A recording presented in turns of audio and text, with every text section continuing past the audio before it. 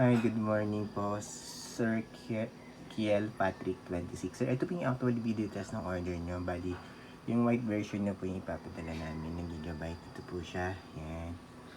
Sobrang kinis po niyan, Sir, promise. Kahit yung mga heatsink niya, makikita nyo walang kalawang. Sobrang puti pa. Yung parang brand new talaga siya. Yan. Ito po yung actual unit. Yung fan niya, pakinggan nyo po. Sobrang quiet lang. Wala kayong marinig. Napakatahimik niya lang po. Yan. Yan po, sir, may 6-pin power connector required po siya. Yan. Galing po sa power supply. Gamit po namin HDMI cable. Yan. Tapos, sir, may backplate din po yan. Ayan, gigabyte. Tapos, sir, meron po kami dyan nilagay na warranty sticker. Nothing to worry po. Pag may any issue, message nyo lang po kami. Help namin kayo. Basta po, intact yung warranty sticker, hindi po inalis, or hindi din po binuksan yung video card.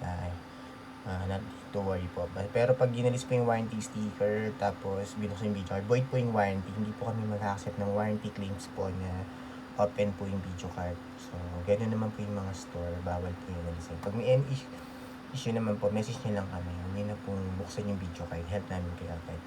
Tapos, yan. Alright. Yan po. Okay, tapos yan. Ito po yung per mark. Tinitest natin. Time running niya po dito sa per mark yan. 3 minutes, 22 seconds na po siya running sa per mark. Tapos, tingnan nyo po yung graph. Napaka-straight lang, sir. Napaka-smooth. Yan. Goods na goods po yan. Ayan, reading niya. Ito po yung buong screen. Yan, wala pong kahit na anong issue. Walang random restart or random shutdown. Walang hang and freeze. Wala din po yan, sir, BSOD or garbage display na lumalabas. Napaka-smooth and stable lang po, sir. Guaranteed namin yan. Yung pan, sobrang tahimik lang. So, yung pan nito, baka magtaka kayo. Pag ganyan, nag-i-internet lang kayo, nag-i-YouTube, browsing, Facebook, naka-stop po yan. Smart fan po yung tawag po. Pero pag nag-gaming uli kayo, or nag-video editing kayo, ikot po siya. Smart fan lang po siya, tawag doon. Basta wala kang ginagawa, activity sa video, or naka-idle lang siya, or stop. Nothing to worry po doon. Yan, mamaya pa baka mag-stop siya pag inalis natin yung per mark. So, time check po ulit na running dito sa per mark, 4 minutes. For 25 seconds na siya. Stable pa rin po. Yung graph, stable pa rin po. Ay po, sir, close ko na po to. Yan. Ito po yung per mark.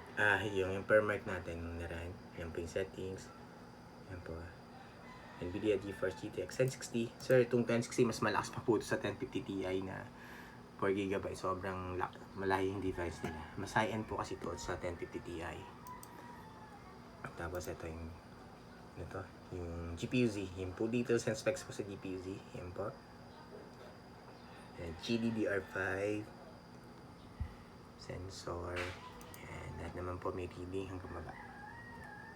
Okay, tapos ito yung MSI Afterburn. Software lang po yan para makita nyo iba-ibang software, pero isa lang po yung nade-detect ng chip. Yan, GeForce GTX 1060 3GB. Yan po, alright.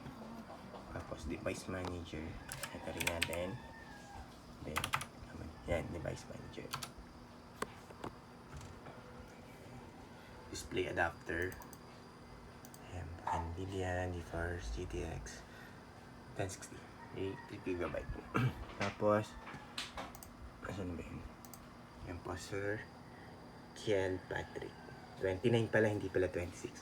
Tapos, sir, tab lang ako dito for time and date checking para alam niyo po real time. Kailan po namin ni-record itong video test before po namin ship out.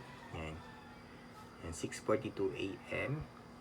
Tuesday, April 28, 2026. Yan po yung current date and time natin sa real time. Isa pa. Yan po yung website pag gusto nyo po i-double check. Yan, pag kung legit po talaga yung time check natin. Tapos isa pa ulit. Doon na may nasa baba. Yan, 6:43 AM. Same lang po. Tuesday, April 28, 2026. Yan po yung current date and time natin nung nire-record po before po namin ship out today. Ito po yung website nila. Pag gusto nyo pong i-double check kung legit. Hindi yan. Yan. Yan po. Nag-ads lang. Yan. Yung isa po ulit, editing ko lang. Yan po. Alright. Alright, sir. So, yun lang po, sir. Shutdown. Ayan.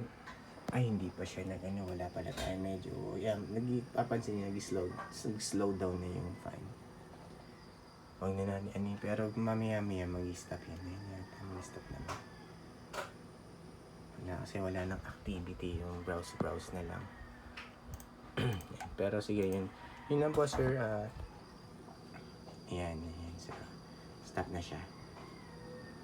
Ayan, kasi wala na tayong activity sa video card. So, pag kunyari, gaming kayo, buksan natin. Para makikulit. O kahit itong benchmark na lang. Ayan. Para maiba. Ayan, pag may activity po ulit sa video card nyo, ikot po ulit yung fan. Smart fan po yung tawag to. Hindi siya yung laging umiikot para ma-prolong yung fan niya. Hindi rin po siya, kasi hindi naman siya mainit. Ngayon. Kaya, ang laki kasi ng heatsink nito eh. Kaya, hindi niya need na lagi siyang umiikot. Ngayon, sir, ikot na siya. So, smart fan po yun, sir. Tawag doon. Kasi makakulat kayo, ba't hindi umikot yung fan? Yung pala, normal lang po yun.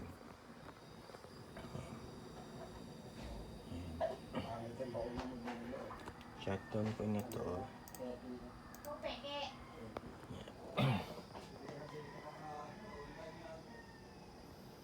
Sensitizer ang ingay.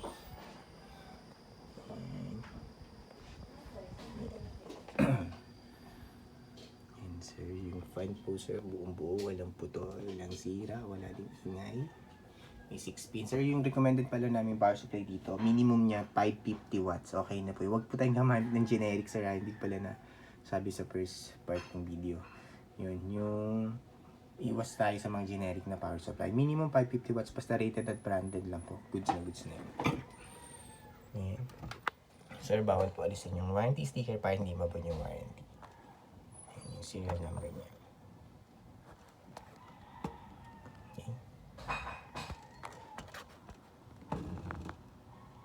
Kasi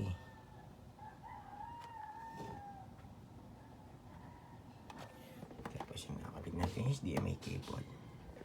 Okay po, yun lang po sir, Nick Patrick 29. Thank you po, bye.